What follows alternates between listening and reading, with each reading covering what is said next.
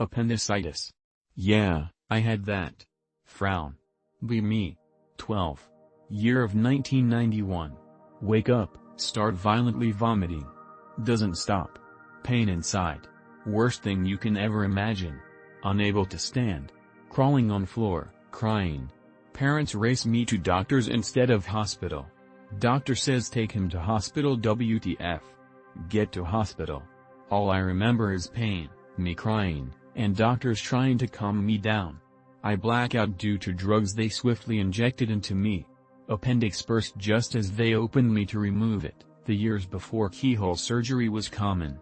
Things went wrong, nearly died. Could see operating theater from above at one stage. Woke up in bed drugged out of my mind days later. Mentioned what I thought I saw to a nurse. Was told, it was just a dream, didn't feel like a dream. Go home 2 weeks later, feeling a bit better. Not great but better than dying. 3 days after arriving home, infection and blood poisoning. Fantastic. Back into hospital where I stayed for around a month, still haunted by my previous stay. Missed nearly 2 months of school while I recovered. I wouldn't wish this on anyone. It can kill you. Get well, CRD.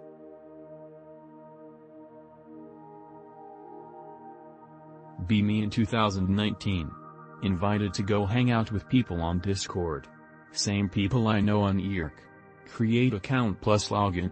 Jesus fuck, it's the same shit as IRC, but now I have to see their fucking faces and hear them. Dozens of them. Hey Anon. Turn your camera on. No. Turn IT on, faggot. No. How about just turning on the mic then? Alright. Try to join conversation. Faggots talking so fast and over each other. Can't take this any longer. Lasted 2 hours. Exhausting.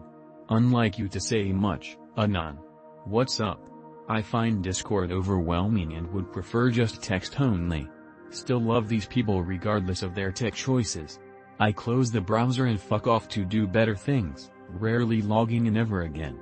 I'm not a huge fan of the site. Be me. Have some bearings. Use them on outdoors activities on shitty weather. From my research they seem to be sealed bearings. It says they need no opening and oiling. Do stuff outside on dirty, damp grounds. Clean the bearings afterwards. Some feel like they grind. Why? They are supposed to be sealed. Look closer at the inner ring.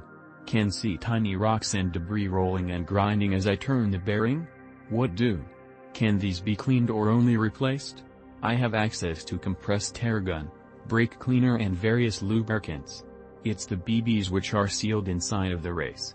The grinding is you pushing the grit into the gap you highlighted when cleaning them. My mate is a software engineering manager at a pentesting firm. He doesn't know the first thing about software engineering, he just knows enough about pentesting to point the codemon keys at the target. Be me. Recent graduate had 60 interviews but no offers. Fuck off with applying online, phone up a firm and ask them if they have any roles that are advertised internally. Get transferred to recruiting manager. Wants my CV and cover letter. Write them up and email them to her. Get a call back asking if I can come to an interview next week.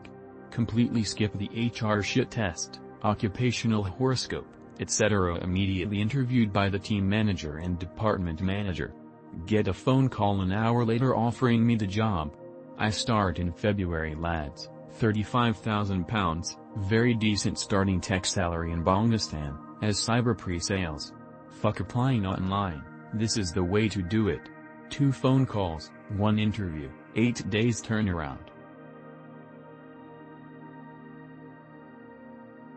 Had a similar experience with my CPU.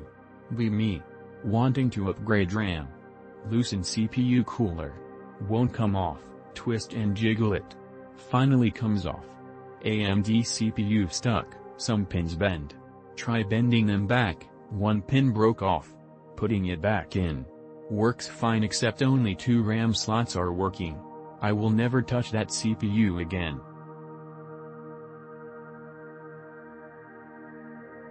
Well, it'd just be me vomiting jargon, so let's just say pros and cons. Pros. Elegant final solution with S3 CP&CF and validate cache, recake. Extremely low cost. SSL cert is free. S3 and CloudFront are edge optimized. Cons. Obtuse tutorials. R53 requires certificate manager requires you to update the domain record manually. CloudFront also requires you to update domain record manually as well. In the final product, you can only access this in a specific UI wizard. A lot of waiting for R53 verification.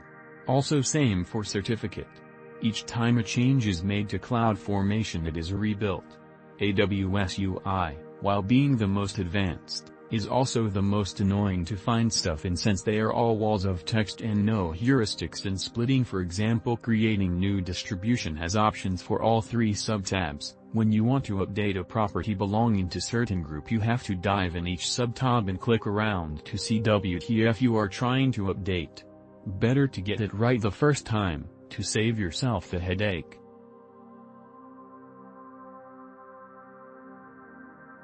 Me.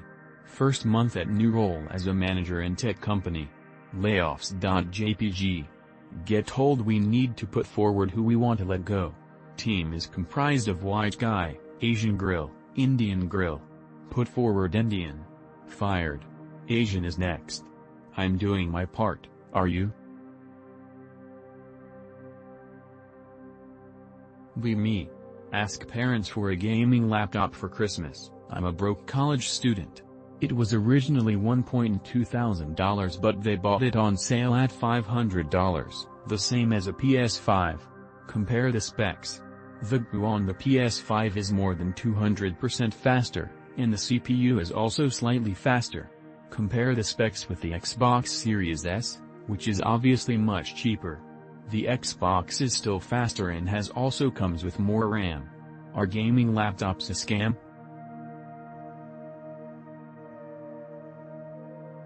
Me, collect student. Trying to save money, don't wanna pay for office with student discount. Download OpenOffice. Do paper for professor. Professor says they can't open my document. Pirate Word. Resubmit.